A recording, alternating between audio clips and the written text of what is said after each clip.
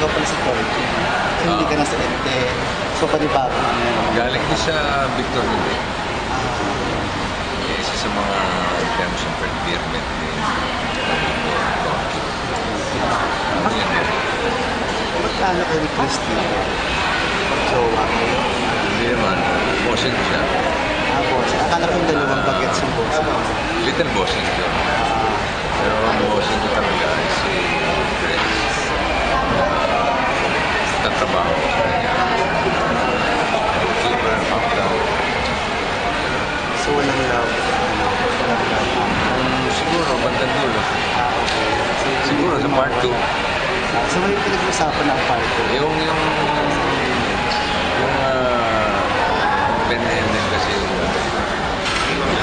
parang test ba ito bossing na parang papahinga ko na si Elton episode at i-ano muna sa mga manonood naman ang si Turkey dahil enjoy din yung dalawang bagets. parang yung sa akin naman was decision dahil first of all, papahinga mo na si Elton. Doon ilang taon na siyang nagtatrabaho, nakakaaway, dapat nagpapahinga rin. And I decided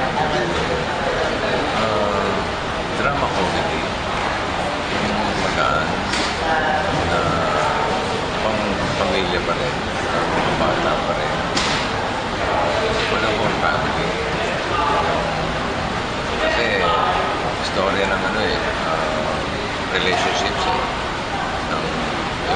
boss sa employee, tapos yung father and daughter / son, and relationships ng yung iba-ibang status buhay. Parang ikaw ay galing sa bahay ang una, yung isa naman ay galing sa mansyon. Pero hindi ibig sabihin nun, hindi ka na maaaring kasundo at magkaisa. So parang yun yung story. Yun yung isa sa mga tinalakay na focus talaga din sa dalawa. Oo. So, nakakatuwa naman ulit si Chris na ito sa show. Kanina, nakakatawa yung how you Miles na miles yung dalawa si Raisa at si Pinky. Para silang mag-jowa. Pero hindi. Miss nila lang sa isa. Oo. Kasi naging good friends na. Ilang araw siya.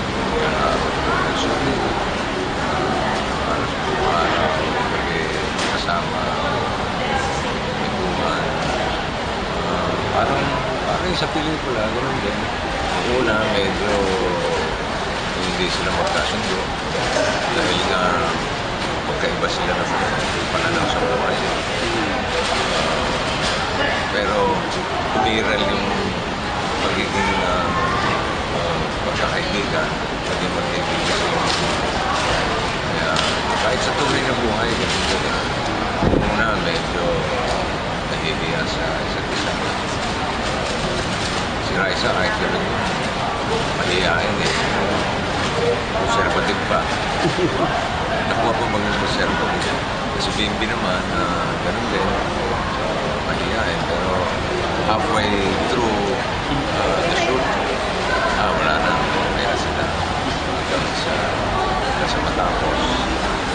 Medyo nakikita mo ba yun? Nakikita na sila. Nakikita mo yung potential kayo? Una na yata kayo. Pero may lang nakakakontila kasi may nang birthday ng pabili kayo sa chapter. So may isang bata na talagang fan na fan siya na may sakit at gusto ko lang makita. Nadalaw niyo na po. Sabi niyo po kasi nila. As a matter of fact, kanina doon ako galing. Okay. Pumunta rin sa taping.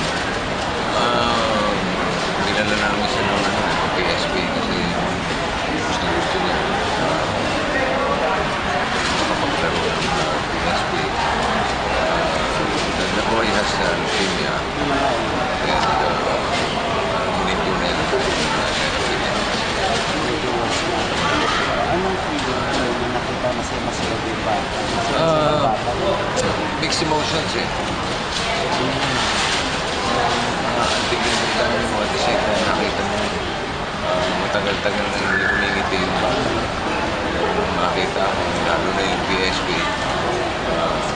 nakaratay na siya eh. Higa na siya kasi ito rin naman. Oo. Pero nung medyo kinakalikot ng laruan niya, tinanong ko ano, masakit na yung kamay mo. Hindi na. Ano yun lang pala ang gamot eh, PSP lang pala. But they were so happy for us and for me personally. Bigat na magaan sa loob. Nanonood